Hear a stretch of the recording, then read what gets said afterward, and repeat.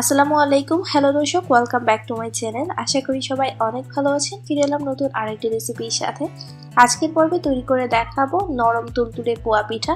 এই পিঠা আমি ডিম ছাড়া তৈরি করব, আর খেতে অসাধারণ, অনেক তুলতুলে হয়, আর তুলতুলে ভাবটা কিন্তু অনেকক্ষণ পর্যন্ত স্থায়ী হবে। আশা করি আমার আজকের এই পিঠা রেসিপিটা আপনাদের ভালো লাগবে। চলুন তাহলে দেখে নিই রেসিপিটির পুরো প্রস্তুত প্রণালী। প্রথমে একটা প্যানের মধ্যে নিয়ে নিচ্ছি হাফ কাপ পরিমাণ শুকনো চালের গুঁড়া। এখানে আপনারা নর্মাল চালের গুঁড়ো ব্যবহার করতে পারেন। হাফ কাপ পরিমাণ দিয়ে দিচ্ছি চিনি, আর 1 কাপ পরিমাণ পানি। চিনি আর চালের গুঁড়ার রেশিওটা এক হবে। এখন ভালোভাবে মিশিয়ে নিব। খেয়াল রাখতে হবে যাতে কোনো আস্ত দলা না থাকে। ভালোভাবে মিশিয়ে তারপর আমি চুলাটাকে অন করে দিব। লক্ষ্য করুন চালের গুঁড়াটা ভালোভাবে মিশে গেছে। এখন আমি চুলাটাকে অন করে দিয়েছি। অন করে দেওয়ার পর অনবরত নাড়তে হবে। ঠিক 4 থেকে 5 মিনিট নাড়ার পর লক্ষ্য করবেন যে এটা অনেকটা ঘন হয়ে যাচ্ছে। ঠিক এরকম।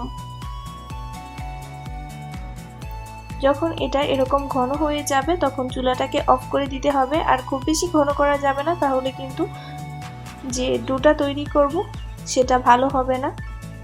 এরকম সফট ভাবে এটা তৈরি করে নিতে হবে। এখন অন্য একটা বোলের মধ্যে নিয়ে নিচ্ছি আমি 2.5 কাপ পরিমাণ চালের গুঁড়া। এখানে আপনারা নর্মাল চালের গুঁড়া ব্যবহার করতে পারেন, আমি এখানে শুকনোটা দিয়েছি। আর দিয়ে দিচ্ছি হাফ কাপ পরিমাণ ময়দা। এখানে আপনারা আটাও ব্যবহার করতে পারেন। আর দিয়ে দিচ্ছি হাফ কাপ পরিমাণ চিনি। চিনিটা আপনাদের স্বাদ বুঝে বাড়িয়ে কমিয়ে নিতে পারেন। দিয়ে দিচ্ছি পরিমাণ মতো লবণ। আর যে খামিটা আমি তৈরি করে রেখেছিলাম সেটা দিয়ে দিচ্ছি। দেখুন এর মধ্যে কিন্তু কোনো দলা নেই, এটা একদম সফট হয়েছে। আর এরকম সফট ভাবে তৈরি করে নিতে হবে, তা না হলে পিঠার যে ব্যাটারটা সেটা দলা বেঁধে যাবে। এখন ভালোভাবে প্রথমে মিশিয়ে নিব।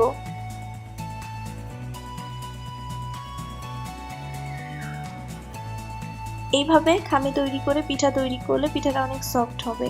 দিয়ে দিব টোটাল 1.5 কাপ পরিমাণ পানি। এখানে আমি নরমাল টেম্পারেচারে পানিটা নিয়েছি।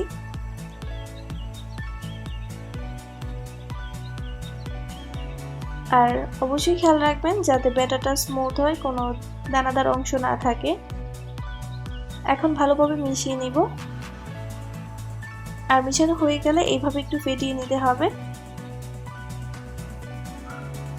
10 মিনিট পর আমি পিঠাগুলো তৈরি করব। 10 মিনিটে চিনিটাও ভালোভাবে গলে যাবে। লক্ষ্য করুন ব্যাটারটা ঠিক এরকম হবে।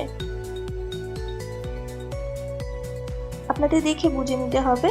আর এখানে আমি নিয়েছি পর্যাপ্ত পরিমাণে সয়াবিন তেল। তেলটা যখন ভালোভাবে গরম হয়ে গেছে তখন আমি ব্যাটারটা দিয়ে দিচ্ছি।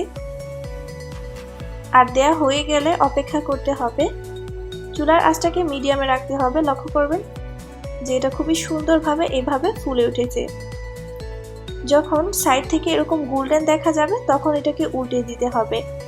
বুঝতে হবে যে নিচের সাইডটা হয়ে গেছে। এখন দুই পাশ থেকে আমি ভালোভাবে ভেজে নিব। আজকের এই পিঠাটা আমি মাটির চুলায় তৈরি করেছি। আপনার চাইলে গ্যাসের চুলায় তৈরি করতে পারেন। যখন দুই পাশ থেকে সুন্দরভাবে ভাজা হয়ে যাবে তখন আমি এক্সট্রা তেল ঝরিয়ে এগুলোকে উঠিয়ে নিব। ঠিক এরকম ভাবে আমি সবগুলো তৈরি করে নিব। আমি আরো ব্যাটার দিয়ে দিচ্ছি। আপনাদের বোঝার সুবিধার জন্য কিন্তু আমি ভিডিওটা আনকাট রেখেছি। আপনারা দেখেই বুঝতে পারছেন যে এটা কত সুন্দরভাবে আপনা আপনি ফুলে উঠছে।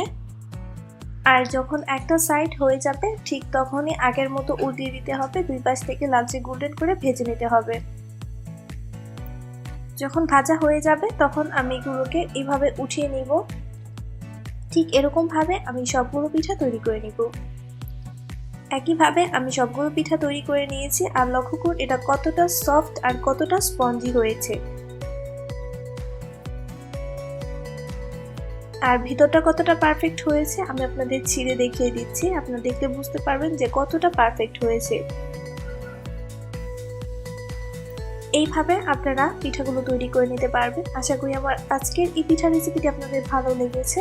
ভালো লাগলে অবশ্যই কমেন্ট সেকশনে কমেন্টস করবেন আর বাসায় তৈরি করে আমাকে জানাবেন যে কেমন হয়েছে। আজকের মতো এখানে বিদায় নিচ্ছি। সবাই অনেক ভালো থাকবেন, সুস্থ এবং সুন্দর থাকবেন। আল্লাহ হাফেজ।